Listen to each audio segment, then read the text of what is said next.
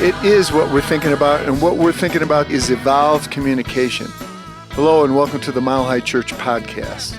This is the place where we connect and converse to explore communication in our relationships, our social world, inner development, and spirituality. Today, we open our hearts and we get real.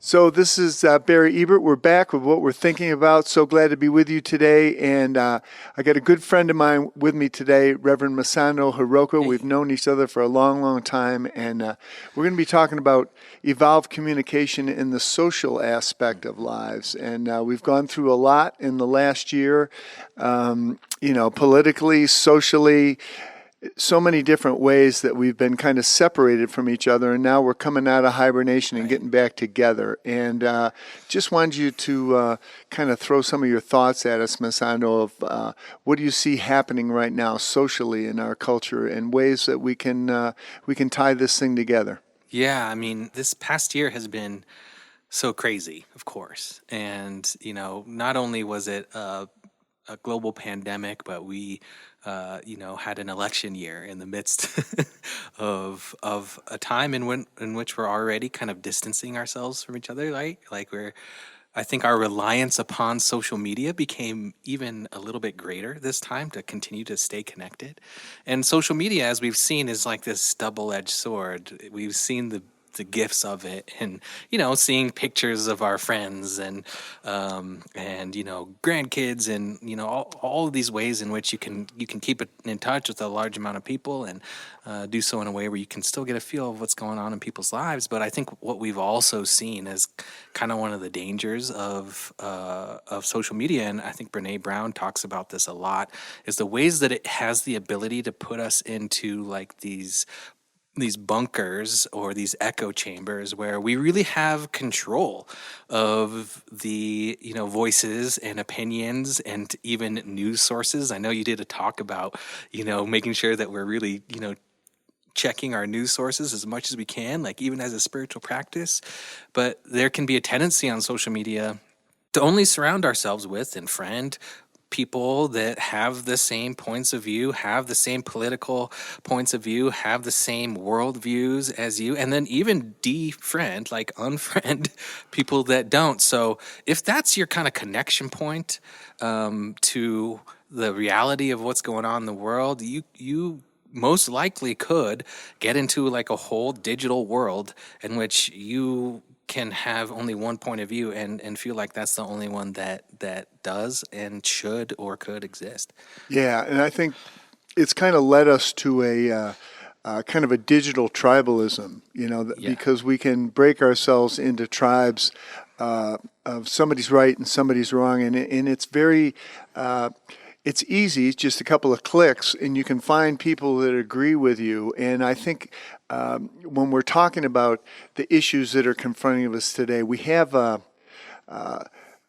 opportunity to open up to new opinions and new ideas because there's so much stuff available. Or we also have a tendency to move towards what we might talk as confirmation bias, to look for people who agree with us and to keep building the same case around ourselves. And I was wondering if you could talk a little bit about that, because we've talked some about that before, about confirmation bias and seeking that information that's going to support what we thought about all along. Totally. They've done some studies around this, and I just find it to be so fascinating. This thing called confirmation bias is a phenomenon that exists within all of us, right? So none of us are really free from these things. When you talk about bias, it's something that we all have. But confirmation bias is this phenomenon that says all of us are more likely when we have a particular point of view or a belief. And sort of the deeper the belief, the more often and sort of the more profound this experience is.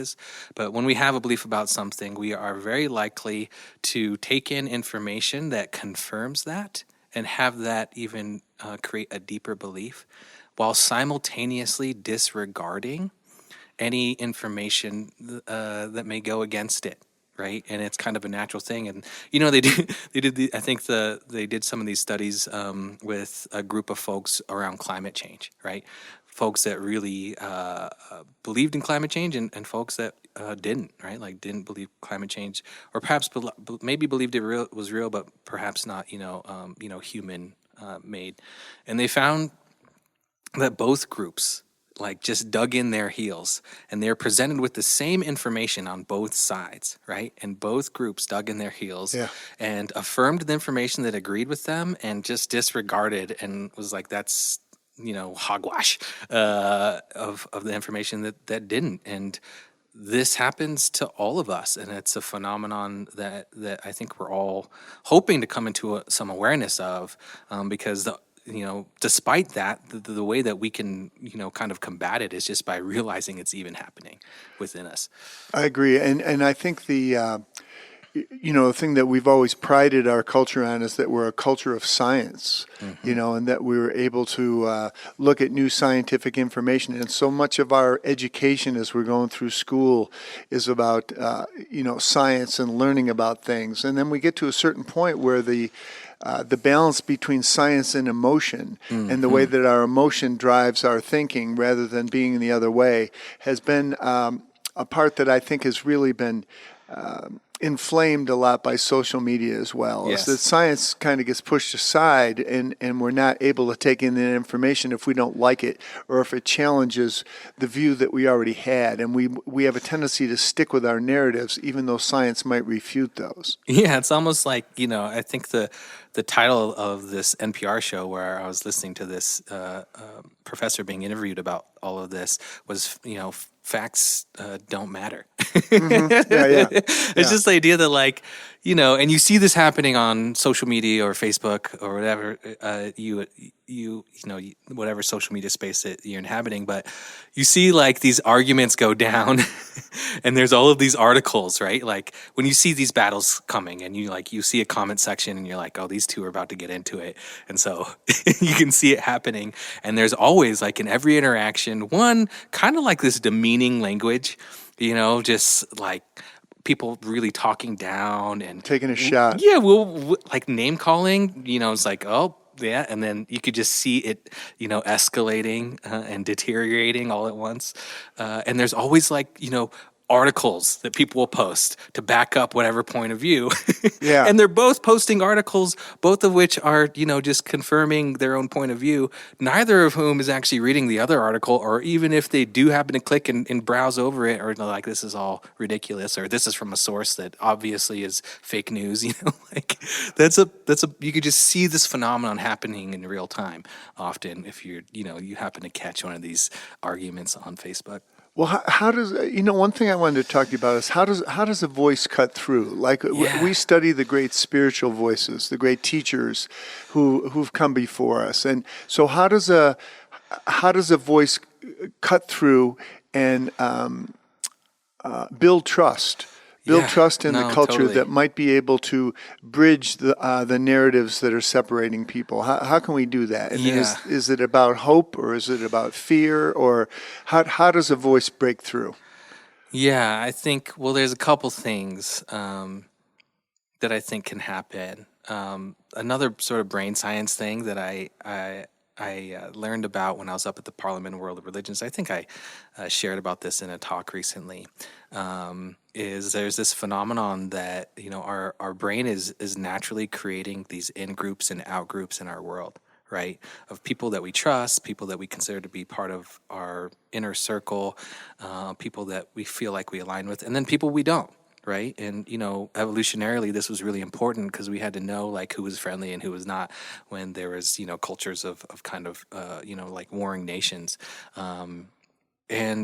But that sort of evolutionary thing never went away. And what they found is like when they started doing studies and looking at people's brains, when they showed a picture of someone that was in their in group, the same part of their brain lit up that lights up when you think about yourself.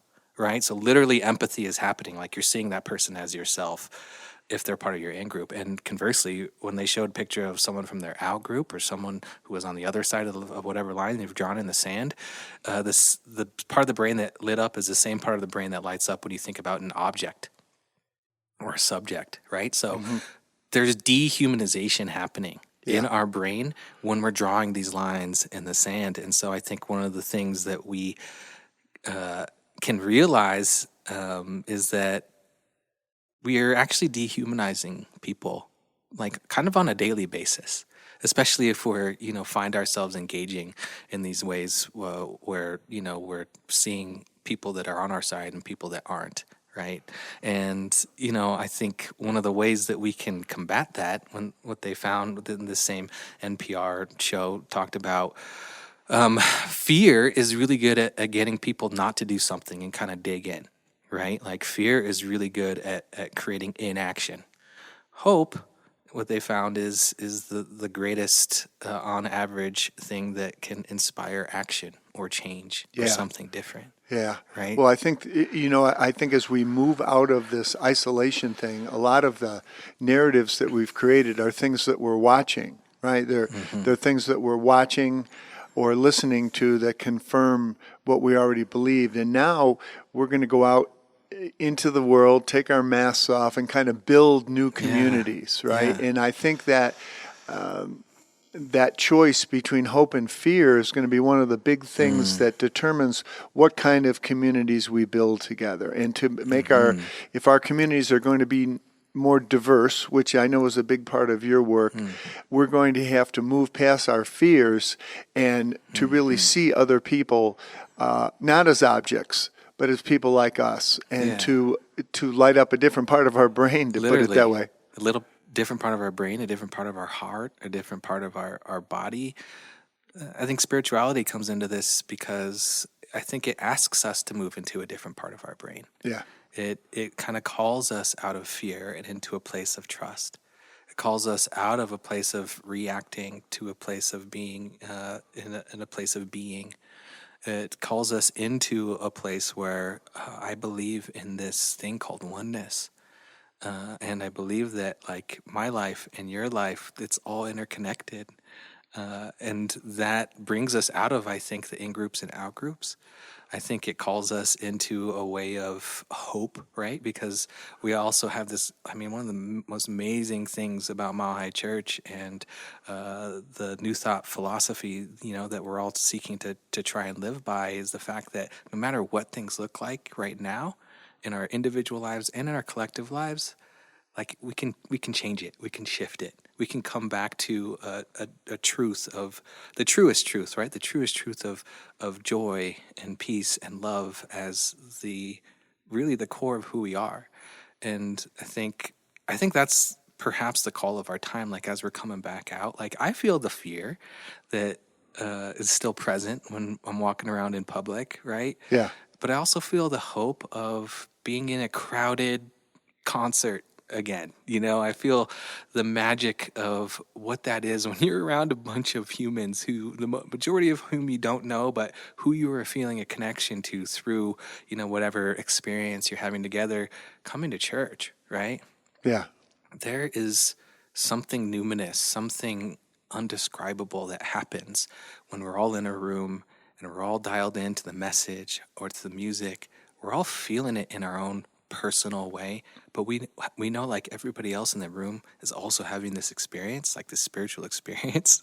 Yeah. and you can't duplicate that. Yeah, and to not be so suspicious of the other people in the room, to kind of let our guard down, to be around other people. Yeah. I think that's something that we're relearning. We're going to have to relearn that now, how to get back, how to go to a concert, at Red Rocks with 10,000 people, and to be not only comfortable with it, but to feel that sense of joy and elation, and to just that expansion of the tribe in something that we have in common. I think that that's something that we're all seeking, but we're going to have to kind of relearn it. And I think all of the great spiritual leaders who we follow have tried to urge us to go beyond the tribe that we're in, and to open to other people. And we get that lesson over and over, but each of us has to do it individually, and to do that work individually to expand where we are. And I think the point that you brought up about the difference between hope and fear, and that fear has a tendency to stop us from doing things. Hope has a tendency to inspire us to move to a place we haven't been before, and to not dig in so much on our narrative, but to be open to the world around us. And we got to remain optimistic. You feeling optimistic? I have to, right? Like, I think it's something that we have to rely upon. to be hopeful about our future, to be hopeful about our political divide right now, right? It feels ugly. Like it feels ugly Yeah. right now. Yeah. And people are taking, shots at each other all the time. And I have to have hope that, okay, this is the way it is now, but it doesn't always have to be this way. Yeah. That there can be something that actually we can all work towards together, that we can have different views about how to get there, but hopefully we can have a common goal, around the kind of society and the ways that we live together. And I have a lot of hope for just finding our way back to each other. I've just been thinking about that phrase a lot, like we're just finding our way back to each other. And, Yeah.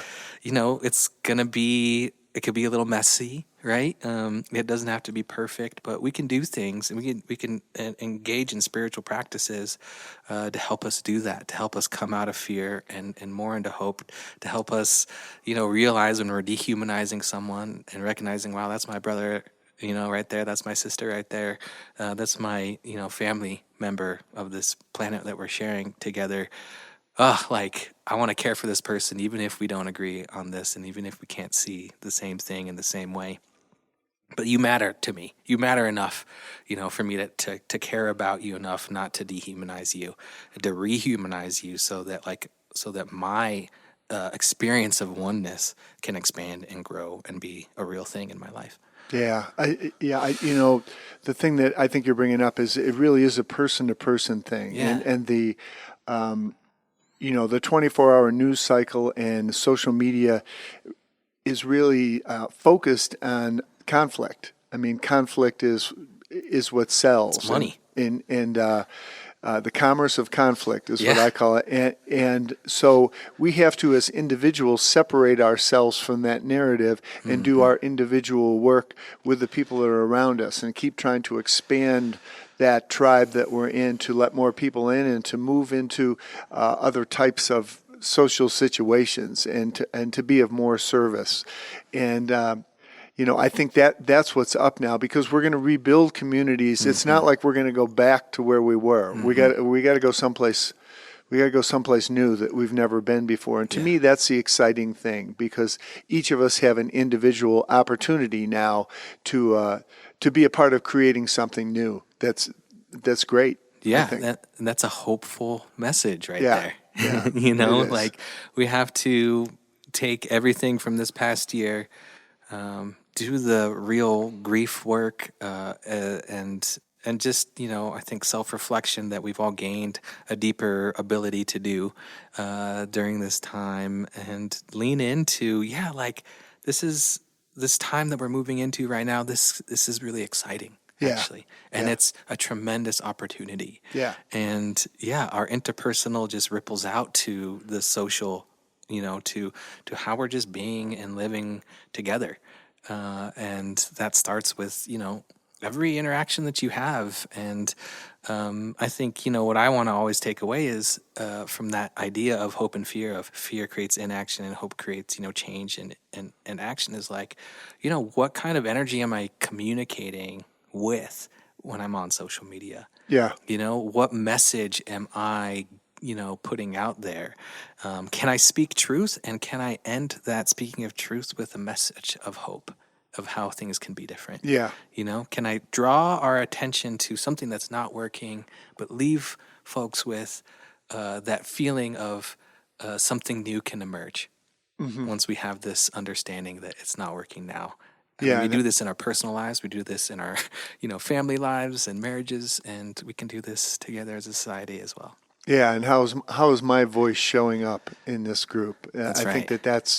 I think that's something we all want to take more responsibility for, because we've been kind of locked in our own little Zoom rooms for over a year now, and social media has us an anonymity about it that gives people an opportunity to take those shots. And some people just like watching it. Some people just like watching it, right? But I think that if we're going to build better communities, and communities that are more just and that are more open, we have to rise above that kind of communication, and that's, I think, the essence of what we've been talking about here is evolving the ways that we communicate with Yes. each other. So I think that's what we're up to. Yeah, I think that's the call of our time. Yeah. I don't think any of the conflict ultimately feels good. I think it may give us a little hit of dopamine in the moment. Do you know Yeah. what I mean? Yeah. Like, ooh, I'm right. I just put that person in their place. That felt so good. I'm right. But just a little bit after that, it probably doesn't. Yeah. Right? Like, it never actually feels good to make someone feel bad about themselves Yeah. or in any way. Like, that never actually feels good. But the hit that you get at the beginning, because maybe you're in a defensive space, that could be the thing that we end up going to. And so evolving is just recognizing that that's happening, and there's just like another way. I agree. Hey, it's great having you here, by the way. Oh, it's I so love fun. getting to talk to you. And I Yeah. was wondering if you might lead us in a little bit of a process and kind of take us a little deeper on this thing about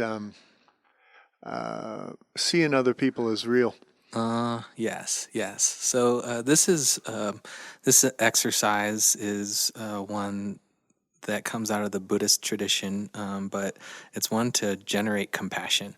And, really compassion is this, the root of compassion, the etymology rather, just means to feel deeply with another person. And so this exercise is meant to really guide us through that very intentionally. So, yeah, let's just get into it. So, wherever you're at, I just invite you, if you're walking around, continue to listen to this without having to close your eyes, but just allow yourself to be part of the process. But if you're in a place where you can really, go to that place of your inner mind and connecting with your heart and your inner wisdom, I just invite you to just, fall in to that place right now.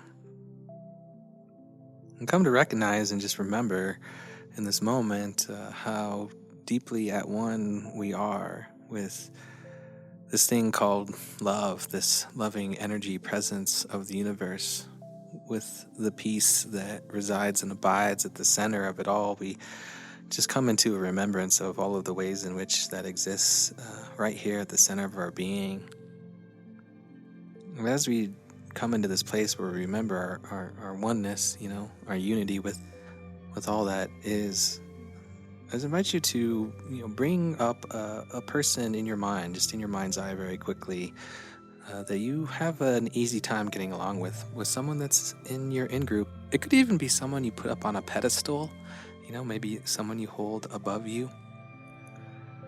And with your attention on that person in your mind's eye, as you're just thinking about this person, and if your eyes are closed, as you're really just seeing them, like sitting there in front of you, just invite you to say these words to yourself as you think about or look at them. Just like me, this person is seeking some happiness for their life. Just like me, this person is trying to avoid suffering. Just like me, this person has known sadness, loneliness, and despair. Just like me, this person is seeking to fulfill their needs. And just like me, this person is learning about life. So as you breathe into that, just feel the ways in which that perhaps had any transformative effect on your brain or your body or your being, and just allow that person to gently fade from your mind's eye now. Now I just invite you to bring someone into your mind who may kind of be invisible. Maybe someone who you see at the coffee shop, or maybe someone who's experiencing homelessness that you drive by. Someone who kind of you feel is kind of like invisible in your life in some way, or in society in some way. And as you bring that person into your mind, just invite you to say these words. Just like me, this person is seeking some happiness for their life. Just like me, this person is trying to avoid suffering. Just like me, this person has known sadness, loneliness, and despair. just like me, this person is seeking to fulfill their needs. And just like me, this person is learning about life. And as you breathe into that, again, just notice if there's been any change in your being in any way, and have some appreciation for that. And we'll do this just one more time. And now as that person gently fades from your mind's eye, I invite you to bring someone up in your brain who you may have put on the other side of the line, who has become a part of an out-group in some way in your life. And with your attention on this person, just invite you to say these words. Just like me, this person is seeking some happiness for their life. Just like me, this person is trying to avoid suffering. Just like me, this person has known sadness, loneliness, and despair. Just like me, this person is seeking to fulfill their needs. And just like me, this person is learning about life. So I invite you just to take a deep breath, a cleansing breath.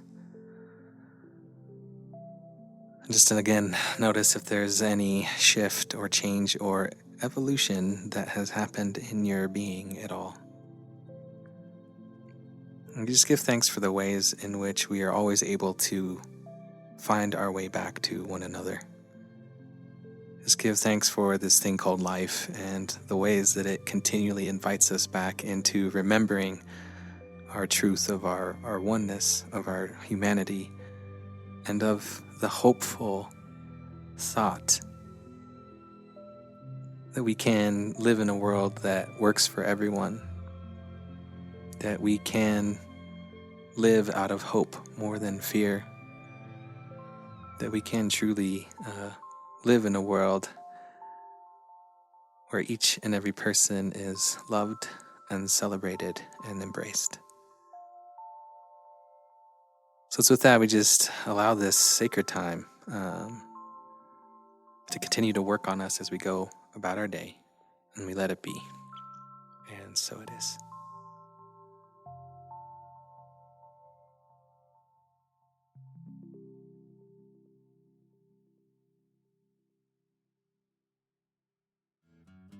Thank you for that, Masano. Very much. Very much. So it's been great having you here today, and I really appreciate your insight. Great conversation. So fun. And we will talk again soon. Let's do it. Thank you for being here with us today, and keep communicating out there. Do your best.